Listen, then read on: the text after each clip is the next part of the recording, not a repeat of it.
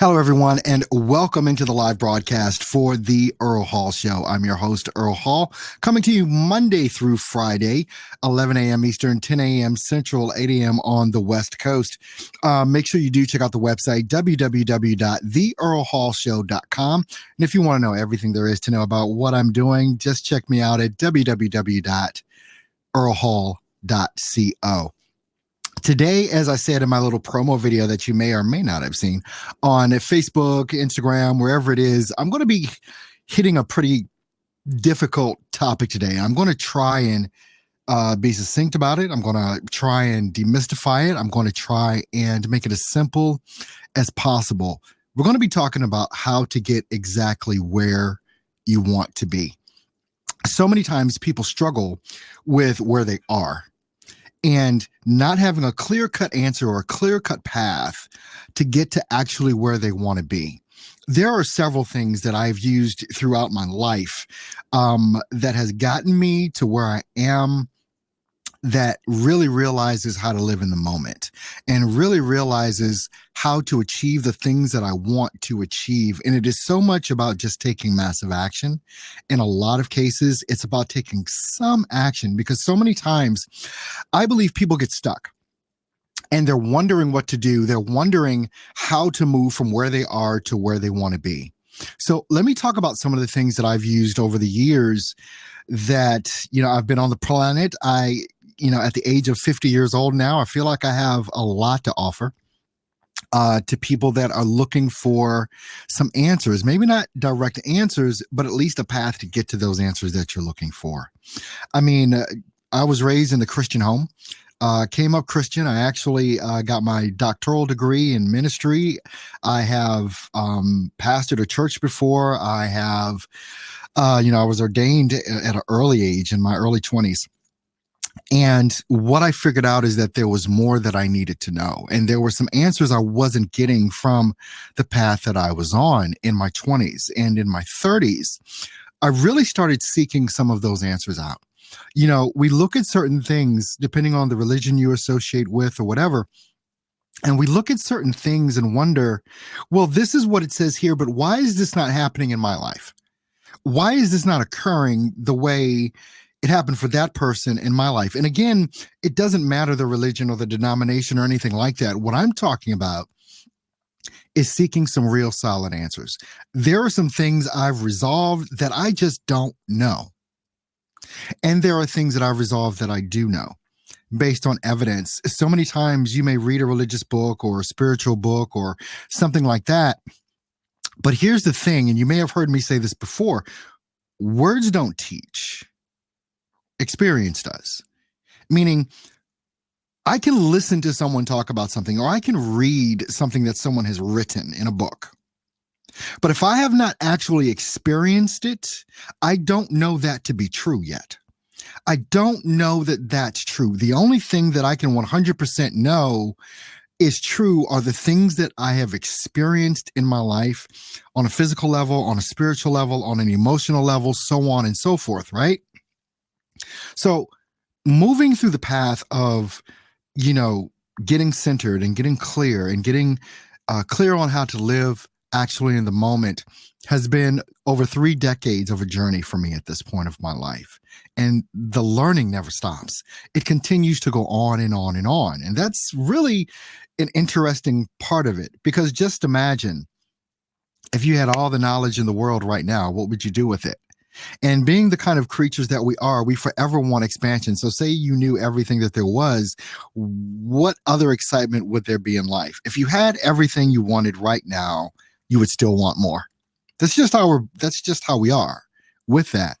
Some people have taken a path of meditation, getting still, getting in a space where you can try and really connect with whatever you identify as the divine. And that's really the space we're in. And so many times when people talk about, I'm not where I want to be in my life, I whether it's relationship wise, whether it's business wise, work, whatever, not being where you want to be is a frustrating place to be. Let's just be clear. It's a frustrating place to be. So how do we get there? One of the ways that I've been trying to express to people how to actually personally engineer the life that they want to create, and that's like my hashtag, personal engineering, right? Is that, let's say you want to build a business. Let's say you have a goal to build a business, maybe a certain revenue goal, client goal, whatever it is. There are going to be things that people look for that I call an easy button to press. I just want to press this button and have it happen. I just want to take this course and I want to have it happen. I want to hire this coach and I want to have it happen. I've said before, and you're going to hear me say more and more, if there was a freaking step-by-step approach to anything other than baking a cake, if there was a step-by-step approach to you being successful, everybody on the planet would be successful because there would literally be a step-by-step approach. So here's where things get murky.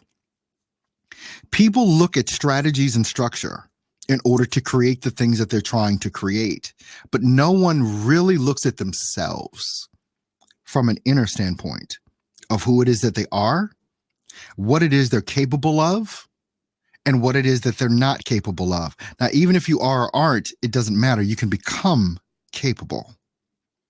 So many times we're looking at the process, we're looking at the strategy, we're looking at so many different things, but we're not engineered personally to even do those things, to even reach that level of success, because you've got negative thoughts, you've got self-limiting beliefs, you have beliefs around a certain topic or whatever that is going to hold you back.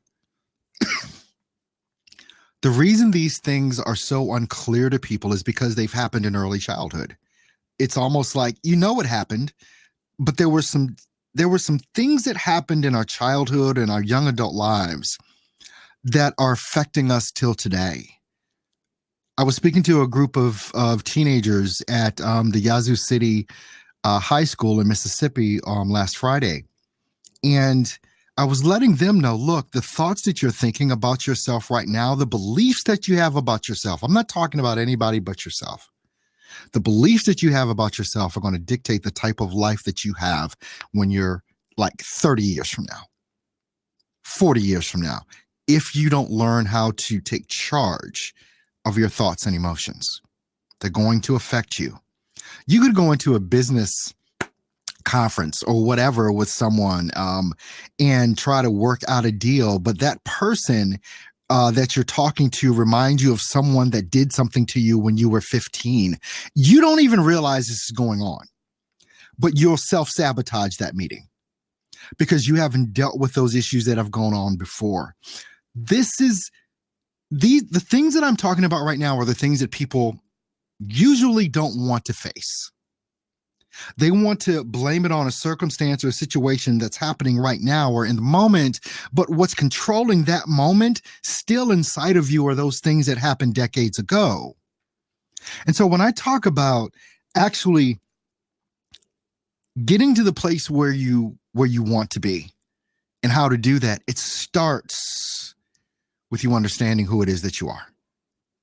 A lot of different roads to get there, whether you use religion, whether you use something like a meditation, or whatever the mechanism is that you're going to use to start identifying who it is that you are. And when you can look yourself in the mirror, and be honest about who you are and what you are, which this is the hardest thing to do. I even told those kids in Mississippi last week, the toughest opponent you will ever face is yourself. But here's the thing, you can't lie to yourself. You know the truth. You know if you're putting in the effort. You know if you're putting in the right amount of energy, the right amount of hustle, the right amount of grind. You know, whether you are or not, when you're sitting there by yourself and when you're looking in the mirror at yourself and when you're having those conversations in your head like we always do by yourself, the truth is revealed. But here's the thing. It may be truth in the moment that maybe you weren't living up to the ideal of who it is that you want to be, but you can start making a conscious decision to do it now. So many people look at processes and methods of getting to a certain point as etched in stone. I mean, I've used meditation to really grow a lot, but I don't meditate every day anymore. I've surpassed that. Some people use journaling every day to get to where I journal. It's like I use out of my toolbox what I want to use at this point in my life, because I understand that I have a direct connection to the creator of all things. And that direct connection is my guiding force. It is also the mirror that I hold myself up to. Because you may have heard me say before that you have this ideal in your mind about the type of person that you would love to be. Why aren't you that person now?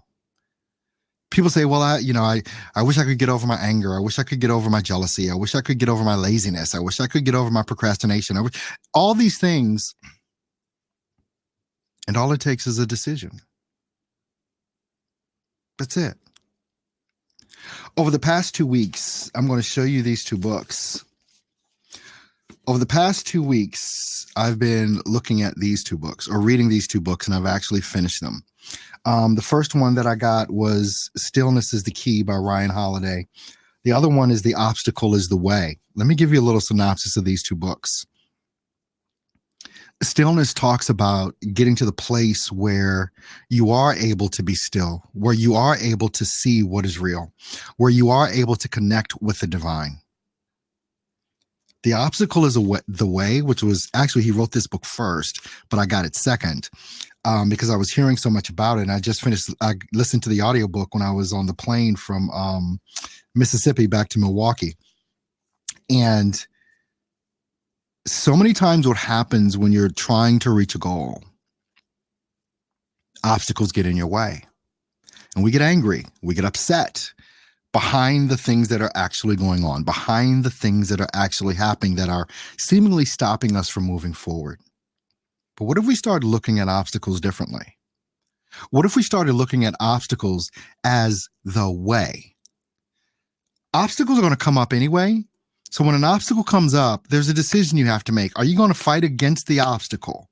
Or is that obstacle that's there trying to point you in a different direction? Because even though we have all the best laid plans in the world, how many things actually go the way that we want them to go? And so many times people spend a lot of time, and in both of these books, Ryan Holiday goes through a couple of different things. I'll be doing a review on Amazon, and I put the books in my Amazon store as well because I love the books. So many times people are trying to do things outside of their control. We worry about things that are outside of our control. Give you some examples. The number of clients you get today is completely outside of your control.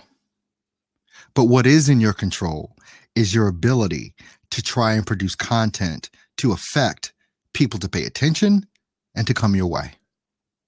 That's where you have control. You don't have control over how many people like your post, how many people comment on your post, or how many people buy your product or service. But here's the deal, and that's just a small example, but here's what happens and how you can get around a lot of this and do better than what your competition is doing. There are things outside of your control, like I'm saying. And most of the time where people focus is on the things that they have absolutely no control over. That's where we place our focus. So many times, your competitors and you are focused on the things that you literally have no control over. How many people are going to see this that you post? How many people are going to respond? How many people are going to buy? So much effort is there. But what about if you placed all of your effort on the things that you do control and left the things that you don't control alone? Do you know how far ahead you would become of your competition because all of your mental energy is focused on the things that you control as opposed to the things that you don't? The worrying, the complaining, the griping and moaning, all of that stuff. Imagine you leaving that alone and imagine you producing the best content that you can produce. or creating the best thing or widget that you make. Because there are things within your control. And if you place your thoughts and emotions and everything right there, what do I actually have control over? I mean, you could extrapolate this whole example out to your kids, to your spouse, to your friends, to your family. You have no control over any of that. The only thing that you ultimately control in life, the only thing is you. Your thoughts, your emotions, and how you respond to the things that are happening. So while all of your competitors are splitting their energy between the things that they control and the things that they don't, again, imagine yourself placing 100% of your energy and thought and emotion into the things that you do control. You cannot control all that other stuff we just talked about. You're not going to control how many people, and this is just a small example, but I need you to look at this and I need you to realize and extrapolate that out through everything else in life, or whatever it is that you're looking to do, or the place that you want to be. And that's what this is all about. How do you get to the place where you want to be? Well, you can be there now emotionally. If it's a type of person you want to be, if it's a type of way that you want to come across, if it's a type of brand that you want to build, that's in your control because it has everything to do with you. What you do not ever control is anyone else or their actions. Those of us that have kids realize this right away. You know, you can say, empty the trash every day at 3:00, but 4:15, the trash is still there. And we just repeat ourselves and repeat ourselves. Now, focusing on the things that you utterly have control over is going to drive you farther faster, especially when you cut out the other junk that's going on that you have no control over, because you just don't. You are going to find your life and your mental activity so much better and clearer because you're focusing on what you can do as opposed to what you can't. One you can, one you can't. It's just that simple. So in order for you to get to the place where you actually want to be, step number one, start becoming very self-aware of who you are. This is why I talk about personal engineering as much as I do. It's my brand. It's personal engineering. If you're following me on Facebook, I'm going to be doing actually a free workshop this Sunday, and I'll be putting the links out. So make sure that you're following me on my Facebook page. It's just Earl Hall. That's my personal page. Friend me if you'd like or whatever, but I'm going to be posting a video later because I want to dive deep into this thing of personal engineering and exactly what it is and how you can take advantage of it. It's going to be a free workshop. It's going to be online. Zoom, we're going to be using Zoom.